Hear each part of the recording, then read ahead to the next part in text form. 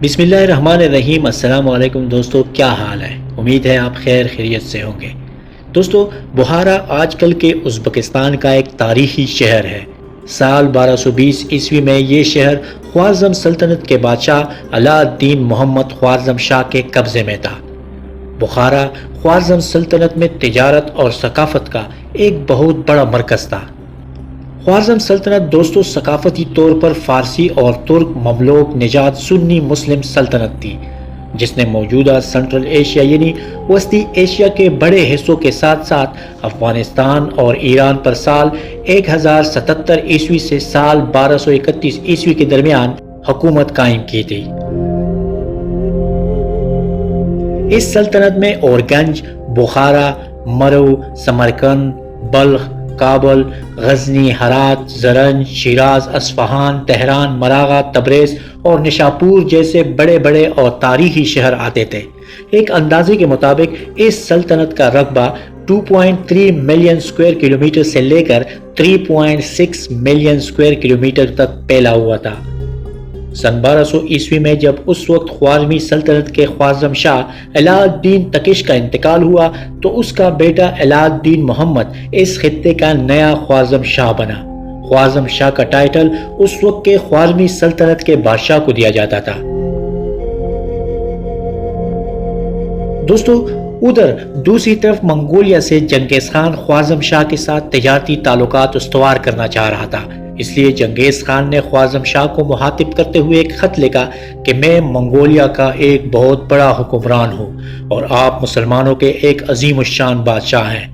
آپ لوگوں کی قالین کی صنعت اور شیشوں سے بنائی ہوئی چیزیں منگولیا میں بہت پسند کی جاتی ہیں۔ کیا ہی اچھا ہو کہ دنیا کی ان دو عظیم سلطنتوں میں رواداری کے ساتھ تعلقات قائم ہو اور ایک دوسرے کے مابین تجارتی سرگرمیاں استوار کی جائیں۔ اسی غرض سے دوستو چنگیز خان نے تجارتی اجناس کے ساتھ 500 تاجروں کا قافلہ خوارزم شاہ کی سلطنت کی طرف اسی خط کے ساتھ روانہ کیا۔ تجارتی قافلے کے سربراہ کو خوارزم شاہ اور شاہی خاندان کے لیے تحفے تحائف بھی دیے گئے تھے، جو تجارتی قافلے کے سربراہ نے خوارزم شاہ کو پیش کرنے تھے۔ بخارا پہنچنے سے پہلے خوارزمی سلطنت میں واقع شہر اوترار، جسے فراب بھی کہا جاتا ہے، کہ ایک گورنر انالچوک نے ان تاجروں پر جاسوسی کا الزام لگا کر گرفتار کر لیا اور ان کا پورا سامان ضبط کر لیا گیا۔ فراب کے گورنر انالچوک دراصل دوستو علاء الدین محمد خوارزم شاہ کے چچا تھے، اور فراب آج کل کے وسطی ایشیا کے ملک قازقستان کا ایک حصہ ہے۔ آج کل فراب ایک گوس ٹاؤن ہے کیونکہ یہ مکمل طور پر اب ویران پڑا ہے اور جگہ جگہ پر آپ کو ماضی کے کنڈرات دکھائی دیں گے۔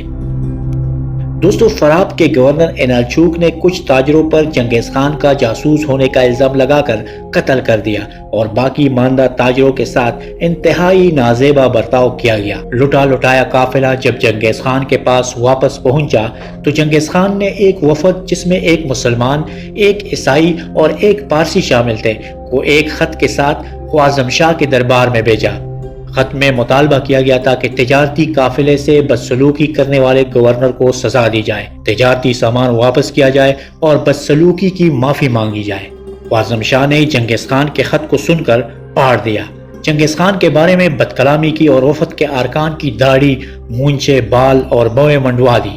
وفد کا جو مسلمان رکن تھا اس کا سر بھی قلم کر دیا، اور چنگیز خان کا پٹا ہوا خط وفد کو کٹے ہوئے سر کے ساتھ یہ کہہ کر واپس روانہ کر دیا کہ چنگیز خان جیسے جنگلی قبائلی سردار کے ساتھ مسلمانوں کا کوئی تعلق نہیں ہو سکتا، اور نہ ہی وہ اس قابل ہے کہ ان سے تجارت کی جائے۔ چنگیز خان کو واپس آنے والے وفد نے جب خوارزم شاہ کے سلوک کے بارے میں بتایا تو چنگیز خان کا غصے کے مارے برا حال ہو گیا۔ وہ انتہائی غصے کی حالت میں اپنے پسندیدہ پہاڑ پر چڑھ گیا جو اس کی ہمیشہ سے عادت تھی۔ اسی پہاڑ پر چڑھ کر وہ امور سلطنت کے بارے میں سوچ و بچار کر کے فیصلے بھی کیا کرتا تھا۔ 4 دن کے بعد جب چنگیز خان پہاڑ سے اترا تو خوارزمی سلطنت کے خلاف طبلِ جنگ بجانے کا حکم دیا۔ منگولیا کے دور اور نزدیک کے قبائلوں کو پیغام پہنچا دیا گیا کہ جنگ کی تیاری اور مشقیں شروع کی جائے۔ کئی جاسوسوں کو خوارزمی سلطنت کی سرزمین کی طرف مختلف بیسوں میں روانہ کیا گیا اور فوج میں منصوبہ سازوں کو جنگ کی حکمت عملی تیار کرنے کی ہدایات بھی جاری کر دی گئی۔ سال 1219 عیسوی میں چنگیز خان کے منگول فوجوں نے خوارزم سلطنت پر حملے شروع کیے۔ دوستو، ادھر علاء الدین محمد خوارزم شاہ کو جب چنگیز خان کے ارادوں کا معلوم ہوا تو اس نے بخارا شہر کے دفاع کے لیے 20,000 سے بھی کم فوجی چھوڑ دیے، کیونکہ وہ سمجھ رہے تھے کہ بخارا تو منگول سلطنت کی سرحد سے کافی دور ہے اور بیچ میں دنیا کا 15واں بڑا صحرائے قزلقوم بھی آتا ہے، تو بہت مشکل ہے کہ منگولوں کی فوج اس شہر پر حملہ کر دے۔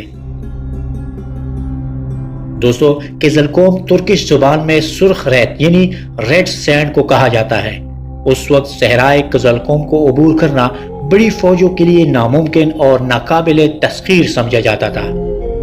علاء الدین محمد خوارزم شاہ یہ سمجھ رہے تھے کہ بخارا سے پہلے چنگیز خان سمرقند پر حملہ کرے گا، اس لیے اس نے اپنی بیشتر فوج سمرقند کے دفاع کے لیے اپنے پاس رکھی ہوئی تھی، لیکن منگولوں کے 50,000 سے زائد سپاہیوں پر مشتمل ایک لشکر نے صحرائے قزلقوم کو عبور کر کے بخارا کے محافظ دستوں اور خود علاء الدین کو بھی ورطۂ حیرت میں ڈال دیا۔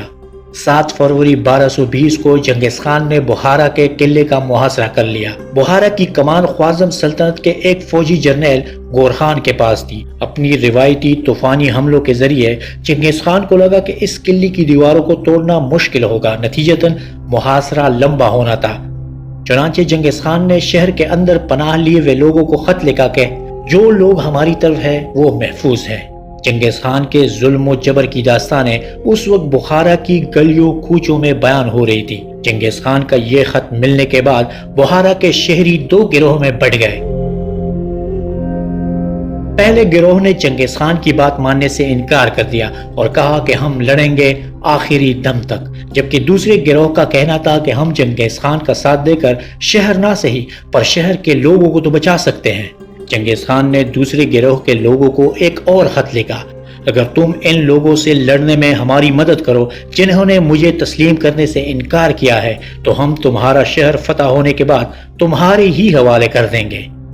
چنانچہ 3 دن کے بعد یعنی 10 فروری کو دوسرے گروہ کے لوگوں نے چنگیز خان کے حکم کی تعمیل کی اور چنگیز خان کی فوج کے لیے ان لوگوں نے قلعے کا دروازہ کھول دیا۔ یوں چنگیز خان کے حامیوں نے اور چنگیز خان کے سپاہیوں نے مل کر پہلے گروہ پر حملہ کر دیا۔